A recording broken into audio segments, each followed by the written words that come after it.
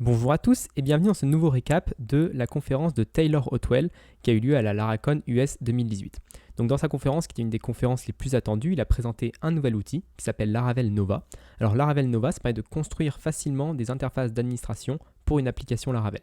Donc ça ressemble à peu près à ça, on a du CRUD basique, de la listing, de la création d'utilisateurs, de la modification, etc. Suppression, tout ce qu'on veut pour une interface d'administration. C'est un outil qui n'est pas open source, qui est payant, qui coûte 99 $ pour un développeur, enfin pour un site, pour chaque site. Donc c'est assez cher. Et si vous voulez voir un petit peu comment on travaille avec Laravel Nova, j'ai publié récemment un live sur ma chaîne YouTube où j'ai travaillé pendant 1h30 sur Laravel Nova. Donc je vous invite à le voir si vous voulez avoir quelques petits aperçus de à quoi ça ressemble réellement. Donc maintenant on va passer à la conférence qui est assez longue, elle dure 1h30, donc le récap aussi va être assez long.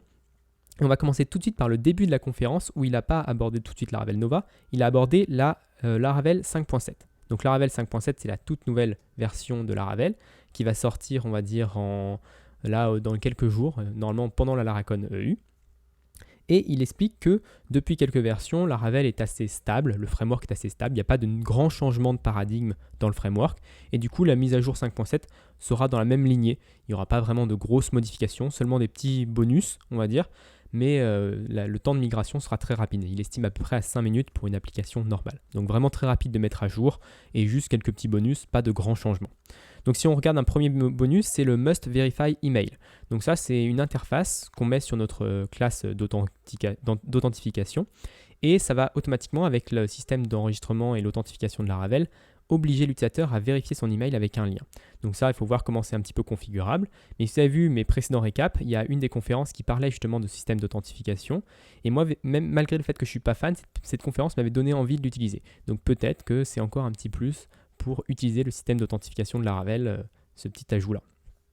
Ensuite, une toute petite modification qui impactera pas grand monde, c'est celle sur les policies. Donc les policies, habituellement, devaient prendre un utilisateur et un modèle, et on devait retourner vrai ou faux en fonction de si l'utilisateur avait le droit ou pas d'accéder à ce modèle-là. Maintenant, avec la 5.7, les utilisateurs seront optionnels. Donc on pourra avoir des policies sur des visiteurs. Donc quelqu'un qui n'est pas authentifié, qui n'est pas connecté actuellement sur l'application, pourra quand même avoir des autorisations, oui ou non, est-ce que j'ai le droit de voir ça? Et je trouve ça plutôt intéressant. Ça peut, dans certains cas, être utile et j'ai déjà eu le problème personnellement. Ensuite, si on continue, il y a une troisième fonctionnalité, c'est le dump server. Donc, qu'est-ce que c'est que le dump server? C'est quelque chose qui va contrôler votre DD, la fonction DD et la fonction dump.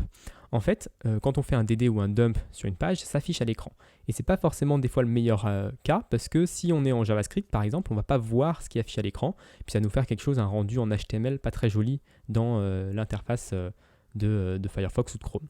Donc ça, le dump server, ça permet que dès qu'on le lance, dès que la fonction dump ou dd est appelée, et ben ça va l'afficher dans cette console-là et pas à l'écran. Donc ça va nous permettre d'avoir vraiment une vision, même pour les requêtes JavaScript, etc. Donc c'est très pratique dans certains cas également. Donc ensuite, on va passer à Laravel Nova. Donc il explique un peu à quoi sert Laravel Nova. Il y a beaucoup de choses à voir et je vais essayer de me focaliser un peu sur les choses principales, mais il y a quand même beaucoup de trucs à voir, donc ça va prendre un petit peu de temps.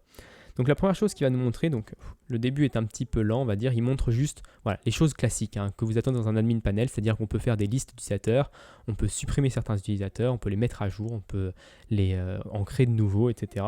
Donc ça c'est assez courant, on va dire.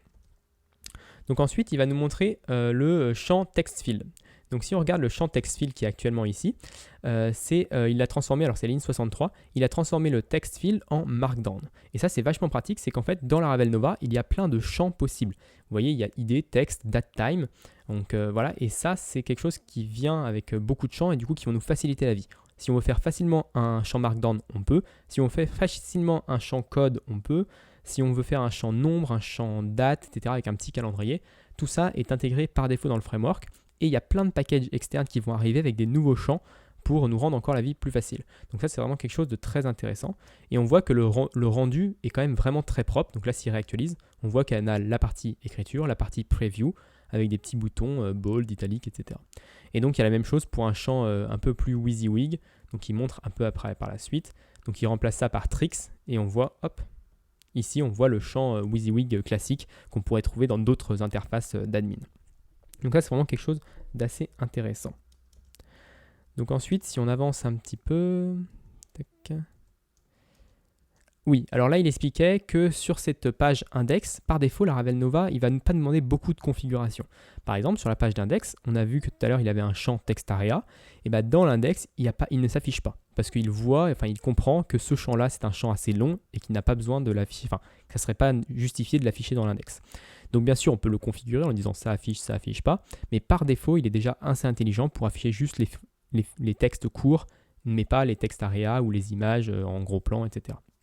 Donc là, c'est assez intéressant aussi. On voit que par défaut, il a quand même une certaine intelligence à ce niveau-là. Ensuite, il va nous montrer le champ photo. Donc ça, c'est vraiment quelque chose d'intéressant. On voit un petit peu là le champ photo classique.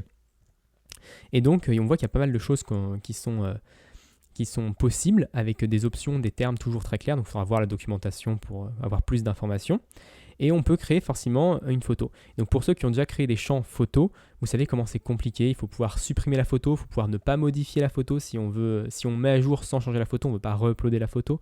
Enfin, bref, il y a plein de choses comme ça. Et donc là, c'est un champ pour l'instant fichier, et donc qui nous explique qu'on voit le chemin vers le fichier, actuellement le OCZO1 qui n'est pas très joli, et que si on transforme tout simplement ce file en image . Et bah, on va avoir un petit aperçu de la photo directement dans notre page, et ça très facilement comme vous pouvez le voir. Donc ça, c'est vraiment quelque chose d'important également. Ensuite, ce que je voudrais vous montrer, c'est que tout n'est que, on va dire, fonction. Vous avez vu, c'est pas de la configuration comme WordPress où on le va dans l'interface et on peut ajouter des champs, etc. C'est vraiment du code et donc du coup on a une liberté totalement complète sur le fonctionnement. Donc là par exemple on voit pour le champ image que la fonction store, que la fonction delete existe, qu'on leur passe des fonctions anonymes et dans ces fonctions anonymes on peut faire vraiment ce qu'on veut. Donc vous voyez que là dans la fonction delete on peut supprimer en fonction d'un disque spécifique. Dans la fonction store on a aussi des fonctions un petit peu plus spécifiques, on peut rappeler d'autres choses. Voilà, on peut vraiment faire ce qu'on veut et ça c'est vraiment intéressant. Ça permet d'avoir une liberté un petit peu complète sur notre interface et c'est souvent ça qui me rebute moi dans les outils comme ça, c'est qu'on se dit hein, est-ce qu'à un moment on va être bloqué ou est-ce qu'on aura la possibilité de faire tout ce qu'on veut même si ça sort un peu du moule.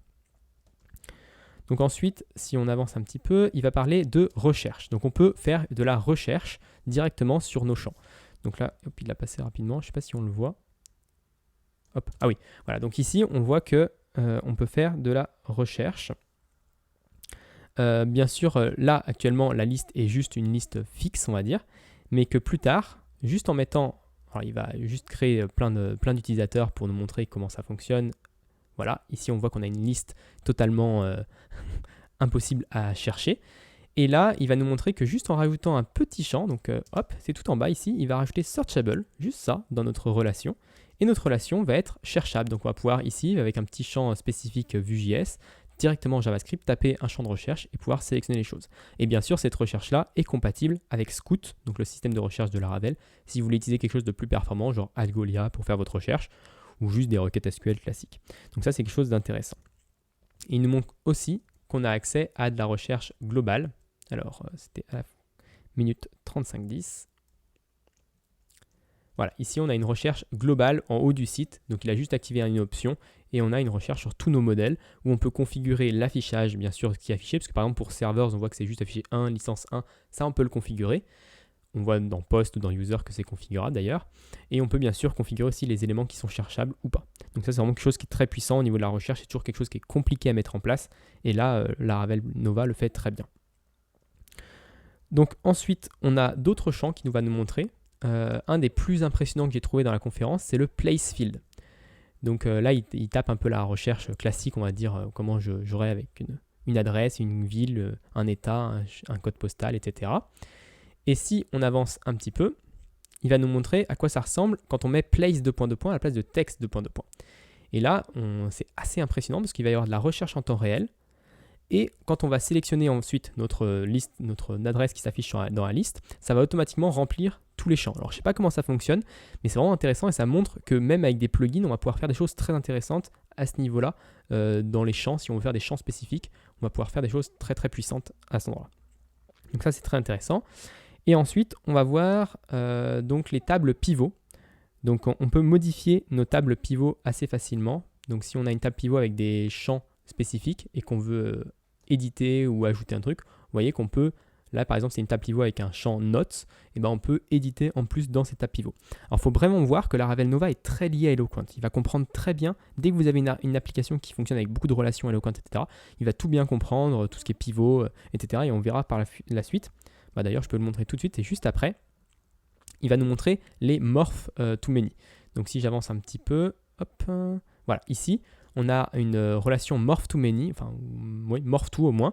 Et donc, on peut commenter soit une vidéo, soit un post. Et donc, on voit qu'on peut choisir post ou vidéo. Et ensuite, le champ suivant, qui est cherchable, on va pouvoir chercher uniquement dans les vidéos ou uniquement dans les posts. Donc ça, c'est un premier point. Ensuite, il nous montre qu'il comprend aussi, par exemple, les soft deletes. Donc en Laravel, vous savez que vous pouvez supprimer des champs sans vraiment les supprimer de la base de données, juste en mettant une petite colonne deleted at, et ça met la date de suppression, et du coup, il ne s'affiche plus dans les listes classiques. Et on ne peut plus faire vraiment de recherche dessus. Par contre, si on a besoin, on peut le restaurer. Et donc là, il nous montre que si on choisit post, et ben, il y a une petite case à cocher qui apparaît, with thrashed, qui permet de choisir un des posts justement qui a été supprimé. Donc si on coche cette case, on va pouvoir rechercher parmi nos posts supprimés, malgré le fait qu'ils étaient supprimés. Donc ça, c'est intéressant également. On voit que ça prend en compte vraiment tout Eloquent, toutes les fonctionnalités d'Eloquent sont prises en compte dans Laravel Nova. Ensuite, il va nous montrer, alors si on arrive ici, hop, 44. Donc on voit que c'est encore du PHP. On voit ici dans l'avatar qu'il fait un new retrieve movie poster. Donc ça, c'est une classe séparée que vous allez pouvoir extraire de la logique dedans et du coup pouvoir l'utiliser dans votre application Laravel Nova. Et si on regarde cette classe retrieve movie poster, on voit qu'elle peut faire des choses très complexes. Par exemple, là, c'était pour un champ avatar, donc un champ image dans un de nos modèles. Et ben, on voit qu'on peut récupérer depuis une requête HTTP. Donc on fait une requête HTTP à un service externe et on récupère le résultat.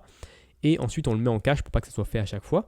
Mais c'est tout, on peut vraiment faire ce qu'on veut. On pourrait faire n'importe quoi dans cette fonction-là. Tout ce que PHP nous permet de le faire, on peut le faire ici. Donc ça, c'est vraiment intéressant. Et on voit du coup que ensuite, quand il affiche son video details, le poster est bien là. Et c'est un poster qui n'est pas inséré en base de données. C'est un poster qui est récupéré à partir du titre du film depuis une API externe. Et donc ça, c'est assez impressionnant qu'on puisse faire ça à cet endroit-là. Ensuite, il va parler des filtres. Donc les filtres, c'est par exemple, on veut pouvoir trier notre application, enfin nos utilisateurs. Et donc, il nous montre ici qu'on peut créer très facilement un filtre Active Users. C'est une nouvelle classe. Et on va créer cette classe. Alors déjà, il nous montre que voilà, Active User, il l'a déjà créé derrière. Donc, on voit qu'on peut choisir soit les utilisateurs actifs, soit les utilisateurs inactifs. Et ensuite, quand il nous montre la classe, elle est assez simple. C'est juste une classe où on récupère la query et on peut faire un where supplémentaire pour ajouter le filtre. Donc là, il fait un where comme quoi la valeur active, à quoi elle correspond. Et on peut voir aussi en dessous les différentes options. Donc on peut configurer ce qui est affiché à l'écran, le titre vraiment du filtre. Donc là, on voit qu'il a marqué seulement les utilisateurs actifs ou seulement les visiteurs inactifs. Donc ça, c'est vraiment très intéressant à ce niveau-là également.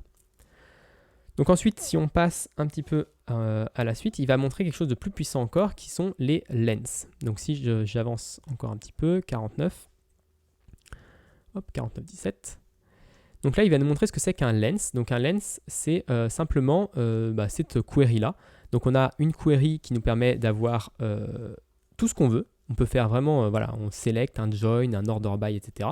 Et générer à partir de ça, du coup, un nouveau modèle, un faux modèle, on va dire. Donc là, par exemple, on voit qu'il sélectionne juste l'identifiant, le name, et la somme des licences, de la dépense qu'a fait la personne. Et donc du coup, si on descend un petit peu, s'il nous montre un petit peu ensuite, un lens, ça a des fields, comme un champ normal avec Nova, donc comme un élément normal, sauf que là, il a que identifiant et name. Donc on va pouvoir afficher du coup une liste de ça. Et donc s'il nous montre ensuite, on l'active dans la fonction lens, un petit peu comme un filter. Et on va pouvoir choisir ici, dans l'interface, sur les utilisateurs, on va pouvoir choisir les utilisateurs avec leurs revenus. Et donc ça va nous faire une nouvelle liste, qui est une sous-liste d'utilisateurs, mais vraiment avec une configuration, vous voyez, on a fait une jointure à l'intérieur, donc on peut vraiment faire ce qu'on veut à ce niveau-là pour afficher cette liste-là. Donc très intéressant également pour configurer. Ensuite, hop, 52-28. Donc il va nous montrer les actions. Donc qu'est-ce que c'est que les actions? Ce sont des choses qu'on peut effectuer sur des modèles. Et donc là, même chose, on va pouvoir sélectionner dans la liste une action. Donc là, par exemple, deactivate, sélectionner plusieurs utilisateurs et faire cette action sur plusieurs utilisateurs. Bien sûr, on peut là aussi la faire sur un seul utilisateur si on a envie. Donc la seule chose qui me gêne un petit peu avec les actions, c'est cette petite liste, justement. J'aurais préféré pouvoir avoir des boutons directement. Je trouve ça plus naturel. Mais bon, on va dire que c'est un petit détail et que peut-être que plus tard, il y aura un plugin qui nous permet de mettre les actions en bouton ou tout simplement une mise à jour de Laravel Nova qui nous permet de faire ça. Donc là, il nous montre un petit peu Deactivate, donc ça désactive la personne, ça met à False. Et ensuite, il va nous montrer l'action réellement. Hop, donc on peut désactiver quelqu'un normal, on peut désactiver aussi quelqu'un dans une liste. Donc vraiment, voilà. Et Deactivate, c'est juste une classe toute simple qui contient le code. Ensuite, on va pouvoir queue nos actions. Donc ça, c'est quelque chose aussi d'important dans Laravel, c'est qu'on va pouvoir, alors à 55, donc un peu plus tard, il va nous montrer qu'on peut mettre en queue nos actions. C'est-à-dire que si une action prend un peu de temps, on va pouvoir la dire fais-le en différé, donc pas exactement au même moment qu'on clique sur le bouton, comme ça l'interface reste réactive. Donc c'est à cet endroit-là, on ajoute juste implement suit queue, comme un petit peu dans nos jobs de Laravel classique. Voilà. Si vous connaissez un petit peu comment fonctionne ce système-là, ça ne sera pas nouveau dans Laravel Nova en tout cas. Ensuite, on peut marquer un nouveau système aussi, qui on peut dire que nos... alors là, il nous montre encore le système de queue. Tac, tac, tac. Et ensuite, il va nous montrer qu'on peut mettre nos utilisateurs comme actionable. Donc, qu'est-ce que c'est actionable? Ça nous permet d'avoir une liste des utilisateurs. Alors, hop, on va aller sur les utilisateurs. Voilà. Donc, on rajoute juste ligne 11 que les utilisateurs sont actionable. Et donc, cette liste-là nous permet de... Enfin, juste ce trait-là nous permet d'avoir une liste en dessous de nos utilisateurs qui nous affiche la liste des actions qui ont été faites sur l'utilisateur. Donc c'est une sorte de audit log, c'est-à-dire que dès que vous faites quelque chose, c'est enregistré et c'est affiché et on peut savoir qui a fait quoi à quel moment. Et c'est super intéressant dans des grosses applications de savoir qui a fait quoi à quel moment. Donc là, il va nous montrer tout en bas, on a l'action Deactivate qui a été faite à telle date par Taylor Otwell, voilà, avec le statut de l'action. Donc là, c'est assez intéressant. Et ça fonctionne très bien avec les actions également, on va dire, en shoot queue. Donc là, on voit que le statut, c'est running. Et ensuite, dès que l'action shoot queue, donc qui est en tâche de fond, sera terminée, ça va passer en finished. Ce que je trouve un peu dommage à cet endroit-là, c'est que la notification que l'action a été lancée s'affiche quand même. J'aimerais bien aimer que la notification s'affiche uniquement quand l'action est faite réellement en tâche de fond. Donc ça peut être aussi intéressant de voir si le framework va s'améliorer un petit peu à ce niveau-là. Ensuite, on va parler de la mise à jour. Alors, à minute 58. Donc oui, en fait, la mise à jour est aussi une action. Donc si on supprime un modèle, enfin peut-être pas supprimer, mais si on met à jour un modèle, on va avoir également qui a fait quoi, qui a mis à jour quoi, à quelle date. Donc c'est aussi intéressant à ce niveau-là, que même les actions de base de Nova sont prises en compte, parce que update, c'est une action qui vient par défaut avec les modèles. Ensuite, on va voir des fonctionnalités un petit peu plus avancées. Donc par exemple, les métriques. Donc les métriques, là, il crée une nouvelle métrique, Total User, avec Artisan Nova Value. Donc c'est une métrique qui a une valeur, juste une valeur. Et cette valeur-là, on va pouvoir la configurer, donc c'est dire à Laravel Nova ce qu'on veut. Donc là, par exemple, on va lui dire qu'on veut compter un modèle, tout simplement, juste assez simplement. Donc là, je veux compter le nombre d'utilisateurs, par défaut. Et ensuite, très facilement, du coup, alors, il montre aussi les ranges, donc on peut définir des périodes, donc 30 jours, 60 jours, une année, voilà, le mois en cours, voilà, etc., etc. Donc ça, c'est intéressant d'avoir des choses assez efficaces comme ça. Et très facilement, la métrique, on peut la rajouter dans une petite fonction, comme nos filtres et comme nos lens. Et ça va nous permettre de l'afficher à l'écran. Donc si je vous montre à quoi ça ressemble au final, ça ressemble à ça. On a notre nombre total d'utilisateurs avec l'augmentation depuis la dernière période. Et on peut bien sûr sélectionner, à la place de 30 jours, on peut sélectionner une autre valeur. On peut dire 60 jours, un mois, etc. Enfin, une année, etc. Donc ça, c'est vraiment très intéressant à ce niveau-là également. Ensuite, il nous montre d'autres types de métriques qu'on peut ajouter dans nos applications. Donc là, par exemple, il nous montre New User, qui est une métrique qui va être un graphe, on va dire. On va compter pour chaque jour. Donc la même chose, c'est quelque chose d'intéressant à pouvoir faire à cet endroit-là. Voilà, on peut faire plusieurs types de métriques. Ensuite, on a encore un nouveau type de métrique qui est les camemberts. Donc, ce qui est intéressant avec les camemberts, c'est qu'on peut filtrer du coup nos utilisateurs en deux groupes, les utilisateurs actifs et pas actifs, et on peut même lui donner un label. Donc, même si dans la base de données c'est 0 et 1, on voit qu'on peut retourner vraiment une chaîne de caractères pour que ce soit un peu plus lisible plutôt qu'un camembert avec 0 et 1. Et donc, le résultat, Juste après, on voit les utilisateurs actifs avec le inactive, active et le pourcentage de chaque groupe. Donc aussi très intéressant à ce niveau-là d'avoir ce genre de métriques qui sont built-in, hein. Je vous rappelle que c'est dans Laravel Nova de base et que bien sûr, on va pouvoir en créer de nouvelles et des packages externes vont pouvoir créer de nouvelles métriques. Et donc ça va être très intéressant de pouvoir voir tout ce qui peut se faire à ce niveau-là. Ensuite, il va parler un petit peu d'autorisation.